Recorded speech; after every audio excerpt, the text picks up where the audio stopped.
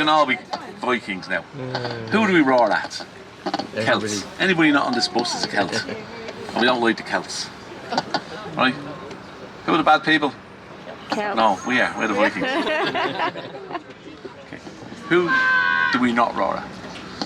A few animals, horses, dogs, they'll run off. The police. Other than that, we're all right. And if we don't roar at people, they'll roar back at us. If we miss them, they feel left out. But we try and include everybody as we're going around. Now, a couple of rules. A, keep your arms, head, bodies inside the bus. B, keep your bums on the seats. C, keep your seatbelt on. D, no drinking, eating, and D, no smoking. Other than that, we're all ready to go. On the We're the real Vikings. So, let's enjoy our little drive around Dublin. Roaring at people.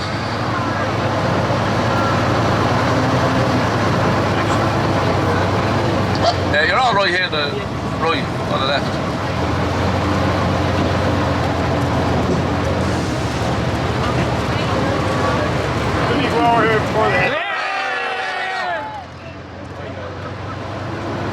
So that's the Celts tour, that's the quiet tour, there's nobody on that. On the right, 1, 2, 3. Yay! Alright. Now to get your bearings, starting on Stephen's Green, generally in the centre of the city. This street, the 4th street, is Dawson Street. And then from then all the way back, it's mainly a pedestrianised shopping district in Dublin. Expensive, but it's a shopping district. They're all queuing up for their coffees in the bean hut. Hi! They're all laughing at us.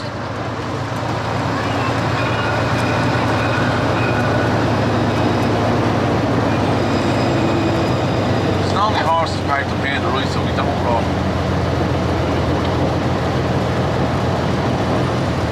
Yeah, horse there. In the middle is the pigeon man feeding the pigeons. He gets annoyed when we roar because all the pigeons fly off. Very easily annoyed he is. 1, 2, 3. Now, Mick is your driver today. Hey. All the way from Australia.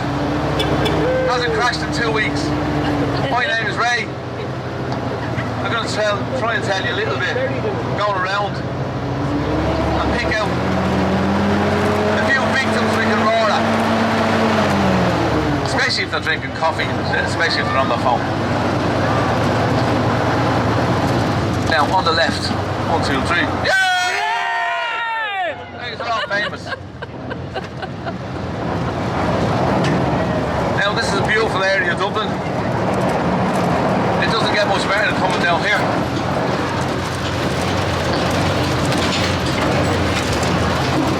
Do you want to see a scary Viking? Look to the right.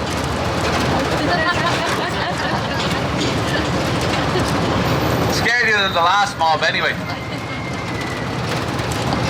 This area is famous for bodies. 2 o'clock in the morning you see loads of bodies. But 200 years ago you would have dead bodies. The body snatchers. That's the Royal College of Surgeons, where the surgeons needed to practice. What did they need to practice on? Dead bodies. They used to be dug up out of the graves and sold to them at the back door. That's how we got the best surgeons in the world. So the Viking era in Ireland, from 795 to 1014. The first ones arrived were from Norway. They were called Norsemen. They carried out raids, just in and out, quick raids, robbing monasteries, taking all the jewellery, gold, wherever they could. They also took slaves. The #1 trading commodity was slaves, was the Irish themselves. This red brick building here on the right is called the Viking Lidl.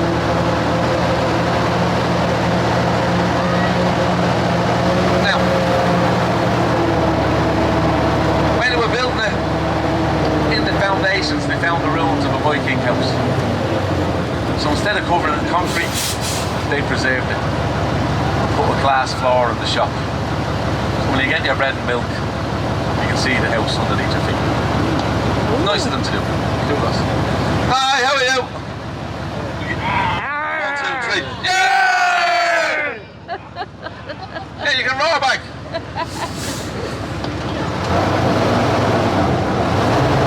Now on the left. 1, 2, 3. Yeah! That'd be really for a burger, isn't it? Yeah. We're going into Georgia Street now to bring us into the city centre.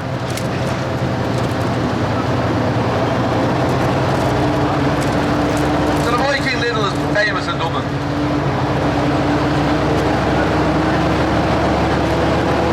Now, we see this big red brick building block here on the right.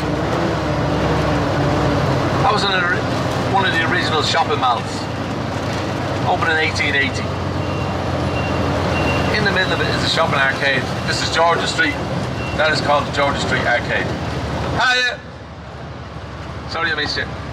It's still operating today as a shopping centre. One of the oldest ones, still going. Good for Nicky and Act type of things.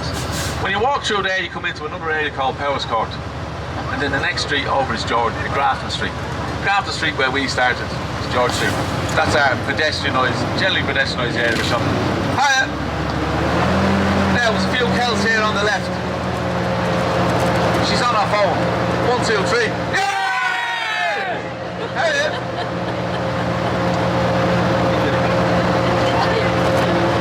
Did anybody go to Trinity College while you were here?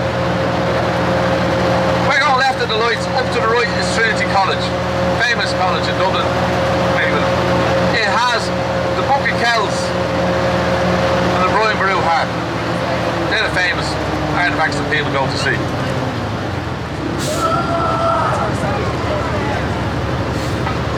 Brian Brew was the man who defeated the Vikings. He played a harp before he went into battle to soothe his nerves. And the harp is still part of the Irish society now, which I'm talking about there. Hi! The Book of Celts is famous. It's written by the monks of the Gospels. They started to write that on an island called Iona in the Hebrides, north of Scotland. But because the Vikings had started the raids 24/7, 2 o'clock in the morning, that is party central. We get these on the left now. 1, 2, 3. Yeah! All these streets on the right down to Liffey are the cultural centre of Dublin, otherwise known as Temple Bar. The busiest night spot in Dublin. At 2 o'clock in the morning you see loads of culture in there. It's full of small, narrow cobblestone streets. It's a nice area to walk around. It is a bit mental at night time. Expensive and mental. This street here is the smallest street in Dublin, called Palace Street. There used to be just 2 houses here in the corner. The gate there leads into Dublin Castle, which was the administrative headquarters of the British Empire for 750 years in Ireland. We have City Hall in front of it, where the local authorities sit. And up here is the upper yard of Dublin Castle. It is now where the state rooms are, and all the dignitaries from Europe around the world are brought in there for a cup of tea and a coffee. On the left, 1, 2, 3. Yay! Hell yeah! He doesn't look happy. He's sick of being roared at by Vikings. 1, 2, 3.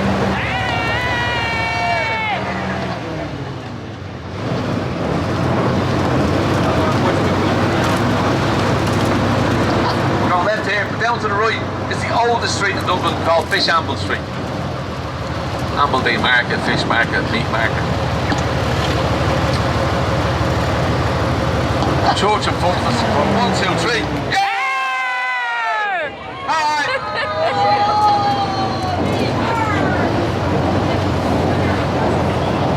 Now, there's a number of bridges across the Liffey, 24 in total.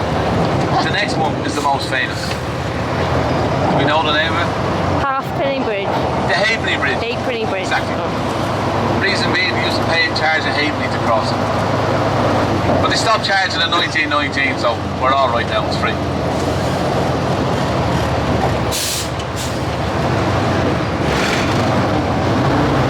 We are coming up to the main street in Dublin, which used to be called Sackville Street. It is now called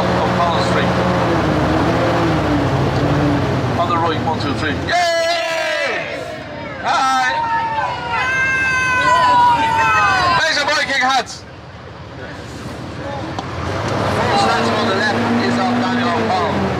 The main street is named after him, and the bridge, the main bridge over the Liffey, the O'Connell Bridge, named after him as well. We also were in Stephen's Green where we started. We're in another building, Boneless Mill, which we'll pass and I'll tell you about.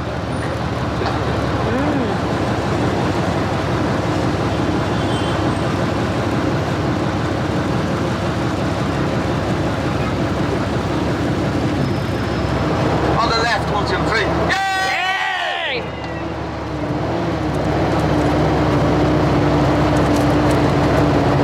When we turn here, you can see that building over there to the left. It is the National Convention Centre. We call it the tube in the cube, for obvious reasons. Now a few people having liquid lunches. 1, 2, 3. Yay! Bit early, but anyway. Now we have a number of Irish bands, musicians, going all around the world. They record most of their music here in Windmill Lane Studios. It is open for people going to visit. U2 have their own recording studios and I'll show you where they are. Now we'll try and jump off the ramp. Here we go. Nick said no. The duck is going to get armbands on the side of it and you're going to get life jackets. Now the life jackets help you to float. The seatbelt keeps you in position. So I'll get rid of the seatbelts.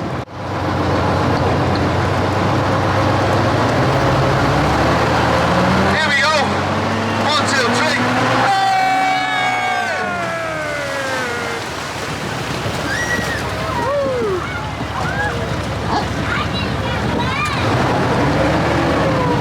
Any more coming in? Bit of a weird feeling floating around in a big yellow bus. Over on the right, the black and white gates, they're called the Sea Lock. It's where they go out onto the River Liffey and out to the Irish Sea. So why was this built? The River Liffey is tidal. Water was going in and out, the ships didn't have much time to unload. This was built to connect the canal that comes across the country into here, gave them time to load, unload the cargo and then out to sea. It was a fantastic feat of engineering. It took them 47 years to build it, 7 metres deep, flat across the bottom. Dry docks along there. The biggest dock, man-made dock this type when it was open. You've heard of a band called U2, small Irish band. These two buildings here with the black roofs, that's where they record their albums. 4 or 6 albums recorded there. This whole area was derelict. The red brick buildings, the warehouses, that's all it was when they started recording. They bought the building, they own it, they still record there now. On the far side of them buildings there's no windows, no doors, it's a blank wall. It is a graffiti wall.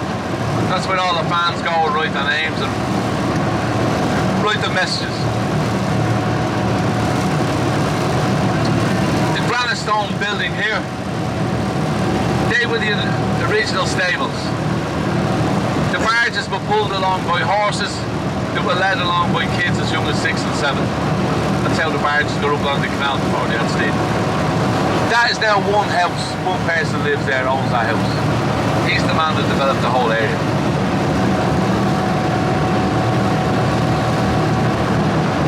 As I say, it's all relatively new. Way of living in the inner city. It's offices, apartments, shops, cafes. I know these areas live down a bit of the city. To add to it, in the corner is a 5-star hotel called the Marker. Looks like a checkerboard or a chessboard. The building with the slanty roof is called the Bardgosh Theatre. It's where musical Broadway shows are put on. Everything was going okay for it. They just needed one final touch. And we poles and green benches. We brought a woman over from America called Martha Schwartz. Hi, 1, 2, 3. Hey! She developed them for us and she called them an urban jungle. And she charged us 8 million. Well, that's when we had loads of money, so anyway. It has a new name now. It is called Silicon Dock. Hi, you've heard of Silicon Valley in California. This is the European equivalent. There's approximately 25 tech companies based here with their European headquarters. The buildings over here, the right, the grey buildings, the brown building, Boland's Mill. They are Google headquarters, that's our European headquarters.